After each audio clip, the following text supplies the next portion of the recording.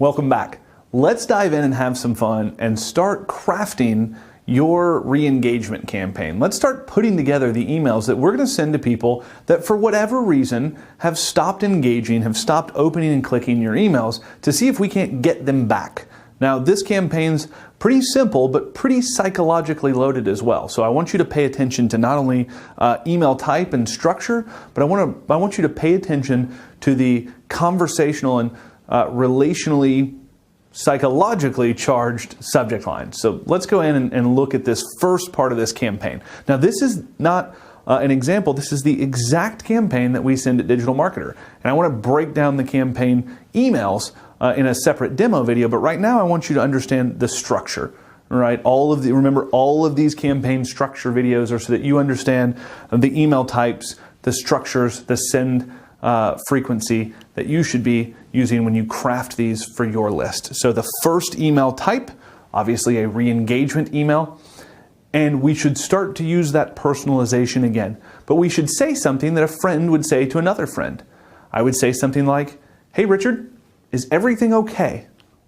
Now, if I said that to myself, people would probably start to question my sanity, but if I said it to another person named Richard, it'd be okay. In this case, if someone says that to me, the person who's most frequently going to say that to me is my friend, my family, my mom, right? Someone who cares about me. It's a general, or it's a expression or a phrase of concern.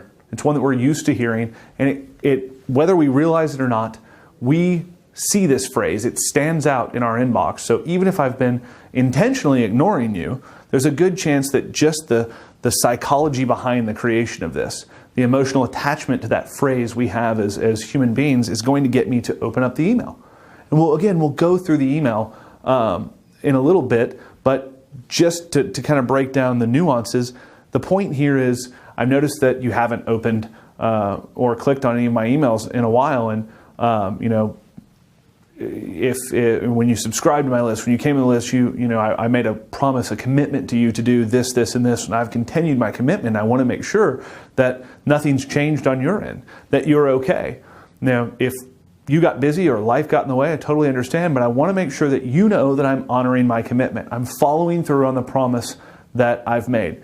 Let me know that you're okay. Click this email, or click this link. Go over here and check out this new blog post I just wrote. Right? Something to get them to re-engage, to get them to open and click the email. Ideally, both. Right? One is good, both is better. Once they've opened or clicked, they're done. If we get them on this first email, consider them re-engaged, and none of the rest of this campaign happens. Now, we're past the only one, the one campaign or the one series type that's actually manually triggered, and that's the segmentation. So re-engagement should be happening daily, based on the activity of your subscriber. Now, hopefully you're using an email service provider that makes that simple and that automation exists natively. If not, I urge you to figure out a way to create that automation in your business. This is the point where you're fighting for the relationship. And in real meaningful relationships and true relationships offline and relationships that you have with your friends and your family, your loved ones, you fight for relationships. This is as much about going through the process as it is showing your subscriber that you're going to fight for the relationship, that you care, that you want them there, that you want them to follow through on whatever it is that they set out to do when they found you. So email 1, hey, first name, is everything okay? Email number 2, and we're going to wait a day in between these because this first few, they're really psychologically charged, and we want to give them time to open it and click it before, so we can still cancel the next email if they do re-engage. So the next one's a little softer, but it's a question. Is this still Richard's email? Right? Have you ever received that phone call or that text message? Hey, is this still Richard's phone? Is this still Richard Lindner? Is this still your name? I get that on email and text, or I used to, quite a bit, especially when I moved from one state to the next. This is a question that happens in real relationships all the time, especially if you've been out of touch with someone. Now, when I got that text and I knew the person, or when I got that phone call and I knew the person, it was usually someone that I'd known, that we'd had a real interactive relationship. Maybe we went to school together. Maybe we lived in the same neighborhood growing up. Maybe we worked together at a previous job and we just hadn't connected in a while. This is the appropriate phrase to say to someone if you're trying to reconnect and you used to connect all the time, but now you don't. And this is going to sound a lot like this first email. And we'll break this down, but the whole synopsis of the email is, I wanted to make sure that this is still the correct email address. You signed up for my newsletter a while ago, and I noticed that you haven't been opening or clicking or reading any of my emails in the past 30, 60, 90 days. Maybe you say 3 months.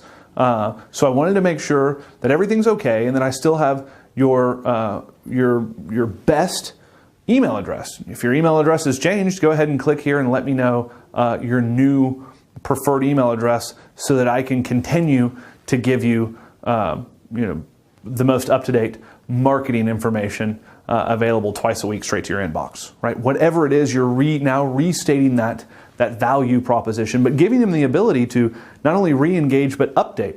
Remember, we switch email addresses. 17% of people switching email addresses twice a year. Right? 30% once a year. That's a lot of people that maybe still have that email address and check it occasionally. Maybe they did forget about you. This is a great way to get them to update that email, and you move from unengaged to right in their primary inbox now. Okay? So that's your second email. Now we're going to wait a day and we're going to send them another re-engagement email. This time I want to ask them a question and get them to engage. I want to get them thinking about why or how I can help them. If I can get them thinking about how I can help them and how I'm an expert, then I can get them to reevaluate the benefit I bring to the relationship. So I would say, hey, Richard, what has you stuck? And if it were a digital marketer, and again, we'll go into these, but I would go into saying, like, owning a business or marketing online is difficult. You have to keep up with this and Facebook ads and email marketing and Google Analytics and conversion funnels and mobile marketing, and just list out all the things that are difficult. So what has you stuck? Maybe I can help. I noticed that you haven't really opened or read any of my emails I've sent in the past 3 months. We've sent some really great free content. Check out the most recent stuff. Go here and maybe link over to the blog. That gives them a reason to dive in. But again, the psychology behind this particular subject line, what has you stuck, is to remind them that I can help them.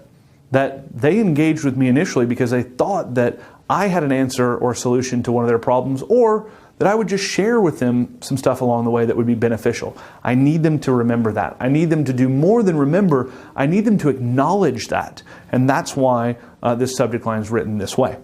So if no one, or if the unengaged subscriber does not open this email or click the link, we're going to wait another day and then send a different email, but still with the help tone. However, we're going to flip it this time. So instead of saying, how can I help? It's going to be, I need your help. Again, another really psychologically charged question. We ask friends for help.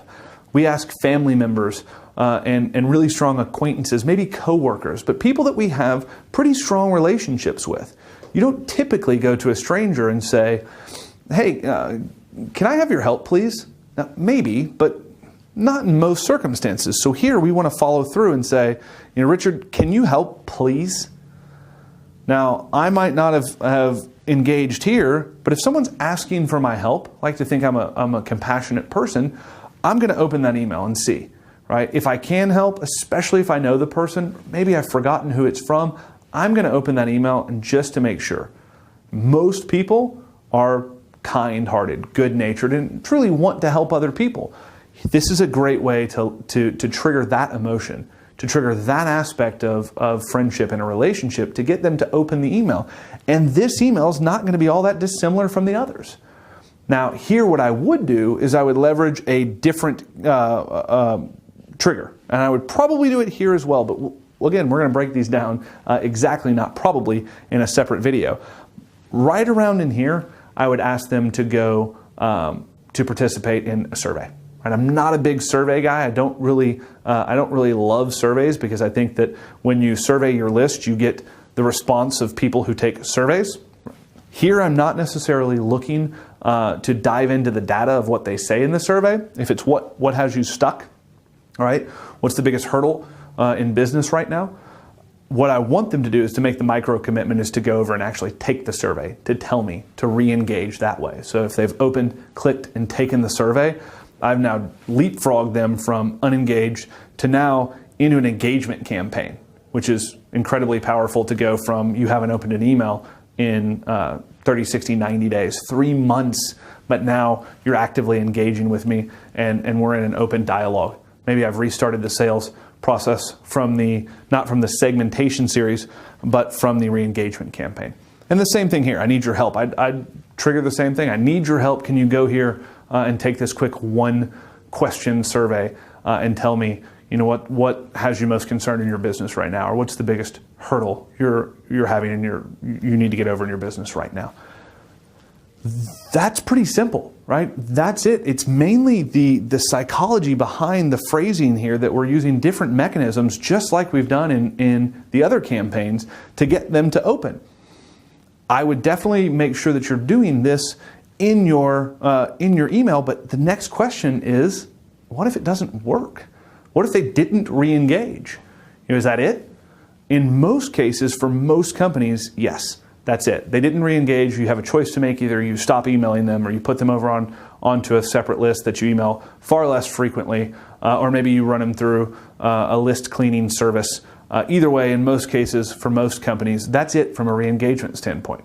But I'd like to introduce you to a new scenario, right? A new scenario. And that is, I want you back, right? We've gone in and we've kind of phrased that those first 4 emails and really positioned ourselves as, hey, I've kept up my end of the bargain. This is valuable. Here's everything you're missing. You should care. Why aren't you engaging with my emails?